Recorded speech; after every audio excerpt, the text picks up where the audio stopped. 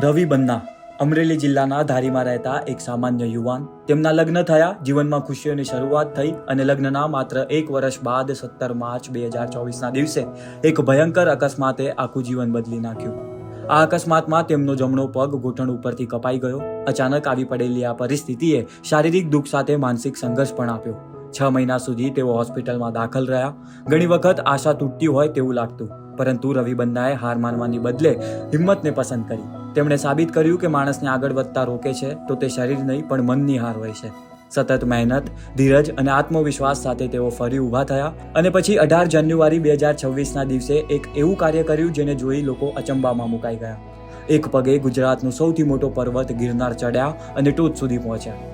રવિ બન્નાની આ સફર માત્ર પર્વત ચડવાની નથી, પરંતુ હિંમત અને જીવનમાં કશું પણ અશક્ય નથી એ વિચારવાની જીવંત પ્રેરણા છે. તમને આ સ્ટોરી કેવી લાગી અમને કોમેન્ટ્સ કરી જણાવો અને અમારા પેજને ફોલો કરો.